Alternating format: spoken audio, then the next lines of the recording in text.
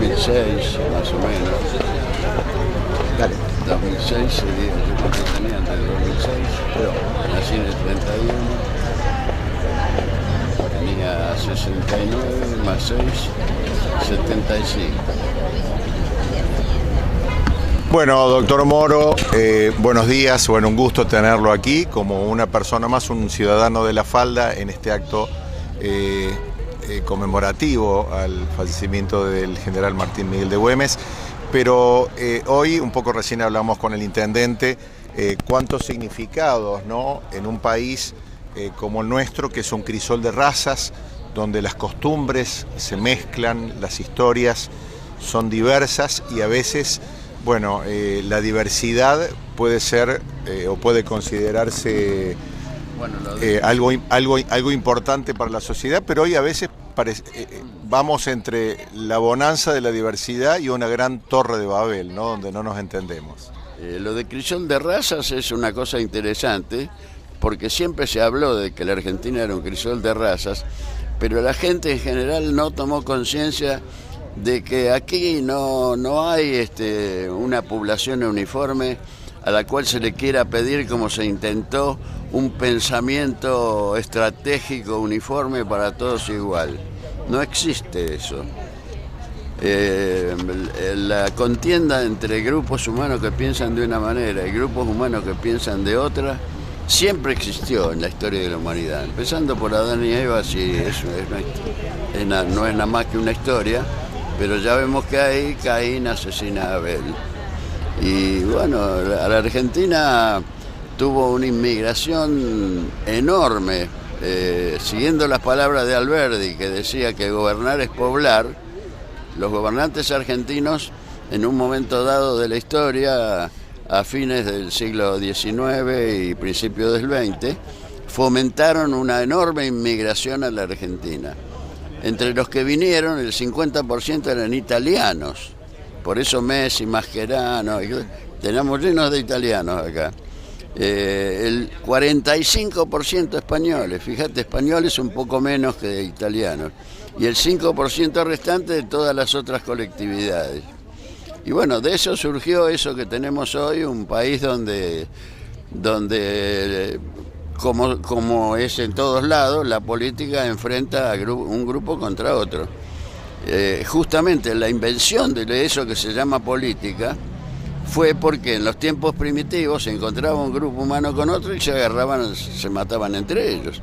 Entonces la política era una manera de que el Estado tuviera todo el poder agresivo, digamos, y la gente se mantuviera tranquila y escuchara las ideas y pudiera conversar en lugar de matar al que piensa diferente. Me paro un poco, así me haces alguna otra pregunta. Sí, sin duda, recién hablábamos un poco, digamos, sobre muchos detalles de la interpretación de la historia, ¿no? En cuanto en el hoy, de repente hay, bueno, conceptos que hablan de que el país es grande cuando es totalmente, digamos, dependiente de sí mismo. Otros hablan de una amplitud al mundo, que el mundo ya, las fronteras han caído.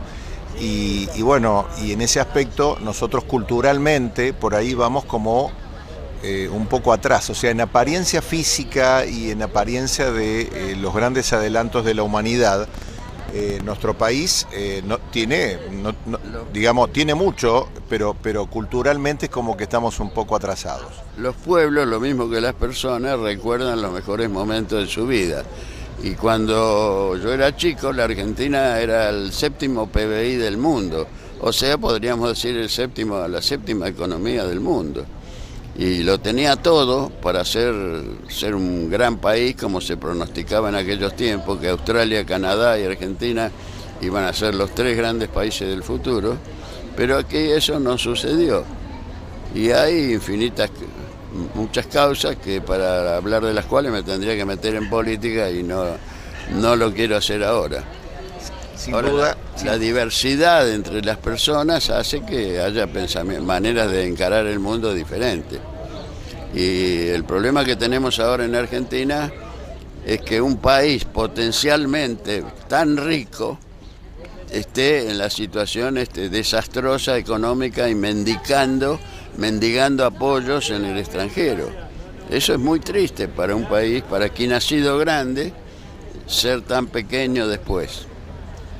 Moro, hoy se habla mucho también de una perspectiva de comparación entre los países, y hay también, digamos, países muy ricos donde su población es pobre.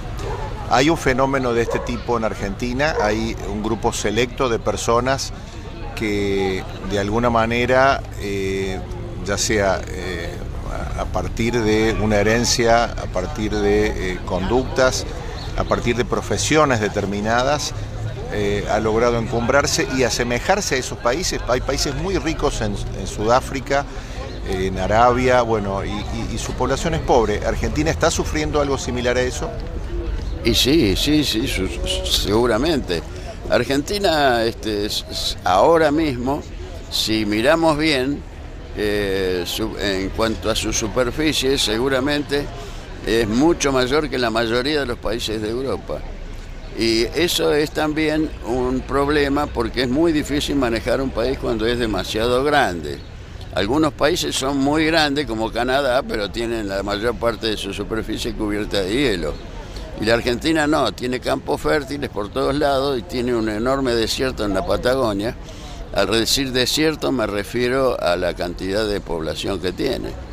Y entonces eso es un grave riesgo, porque no es en vano que los ingleses están en las Malvinas, no solo por la pesca que pudiera haber o por lo que pudieran sembrar en las Malvinas, que es cero, sino por la proyección que tiene sobre la Antártida. Porque la Antártida, a diferencia del Ártico, es roca. Entonces hay una riqueza petroquímica tremenda que todavía no se ha descubierto, pero puede haber petróleo, hierro, lo que quieras. Moro, pero en el hoy todos hablan de que tenemos siempre distracciones, así como tenemos el fútbol, que somos apasionados, pero bueno, tenemos que plantear también que es algo que nos gusta y que muchas veces fue manipulado y utilizado, ¿no es cierto?, para que la gente esté bien, a pesar de que se toman decisiones por ahí que son completamente negativas para el interés nacional.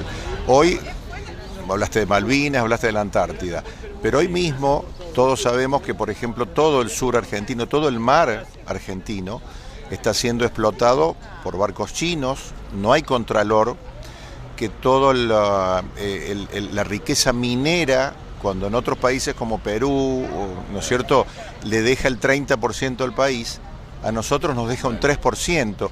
Eso no es, digamos, de alguna manera, algo que puede considerarse como una ilegalidad disfrazada.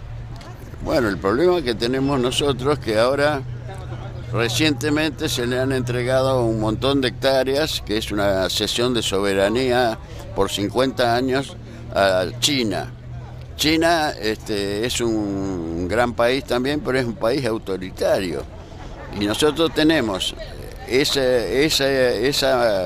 digamos, ese engendro chino dentro de la Patagonia. Los chilenos tenemos al lado, cruzando la cordillera, que siempre soñaron con la Patagonia fuera de ellos. Los ingleses, como ya dije, en las Malvinas, y todos proyectándose hacia la Antártida. Y si la Argentina sigue con su descomposición desde el punto de vista político, no sería extraño que en algún momento de la historia, ya sabemos que las fronteras cambian todo el tiempo, en algún momento de la historia perdamos la Patagonia, porque es un desierto, es indefendible eso.